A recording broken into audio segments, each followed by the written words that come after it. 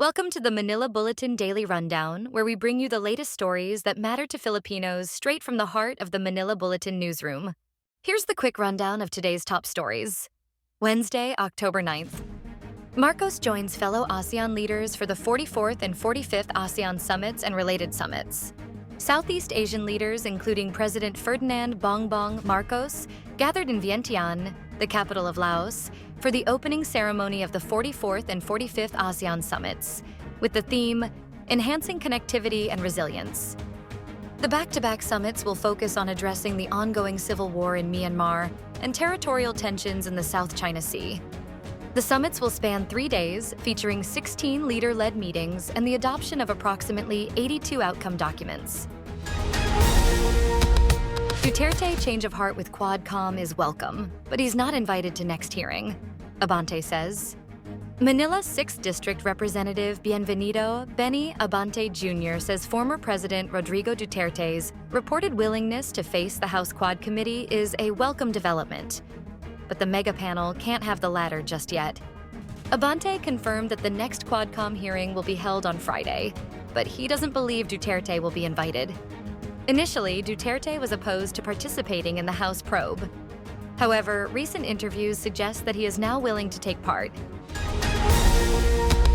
Sandigan junks civil case versus Marcoses over Pinugay Estate in Rizal.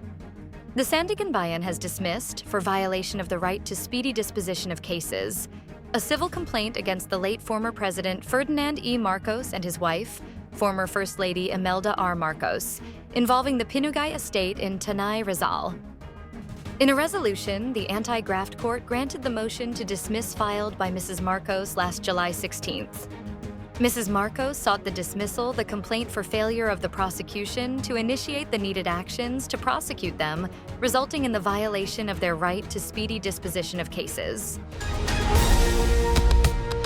Philippines tells Israel, don't attack civilians, apply proportionality in Lebanon.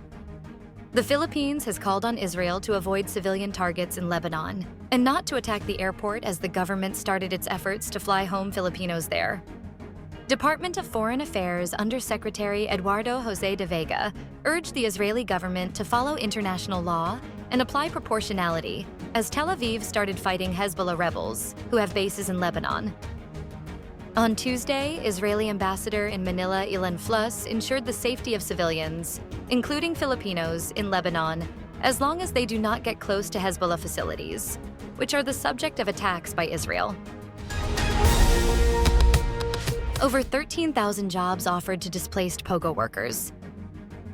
The Department of Labor and Employment will provide a total of 13,279 job vacancies to displaced Philippine offshore gaming operators workers tomorrow in Metro Manila.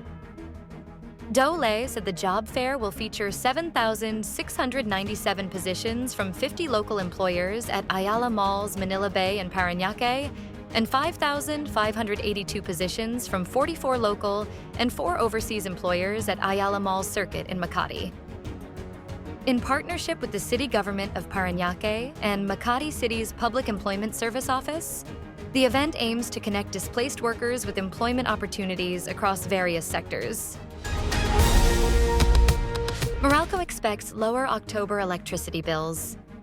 Power utility firm Manila Electric Company, or Meralco, has announced a potential reduction in consumers' electricity bills for October. Joe Zaldarriaga, Meralco head of corporate communications, explained that the expected price cuts may be attributed to lower charges in the wholesale electricity spot market, which have adjusted in response to cooler temperatures last month. Pre-sale tickets to 2NE1's Manila concert sold out. The pre-sale tickets to K-pop girl group 2NE1's 2NE1 Asia Tour, Welcome Back, Manila concert slated in November 16th, have sold out. Live Nation Philippines held the Union Bank MasterCard pre-sale. More than 120,000 people joined the online queue to get tickets. In less than 2 hours since the ticket selling started, Live Nation Philippines announced that all pre-sale tickets were sold out. Hezbollah steps up rocket fire as Israel sends more troops into Lebanon. Hezbollah fired another barrage of rockets into Israel on Tuesday, and the militant group's acting leader vowed to keep up pressure that has forced tens of thousands of Israelis from their homes near the Lebanese border. The Israeli military said it sent more ground troops into southern Lebanon, and that a senior Hezbollah commander was killed in an airstrike. Dozens of rockets fired by Hezbollah were aimed as far south as Haifa, and the Israeli government warned residents north of the coastal city to limit activities, prompting the closure of more schools. Stay updated with the latest news. Visit our website at www.mb.com.ph or follow us on social media. Thanks for tuning in to the Manila Bulletin Daily Rundown.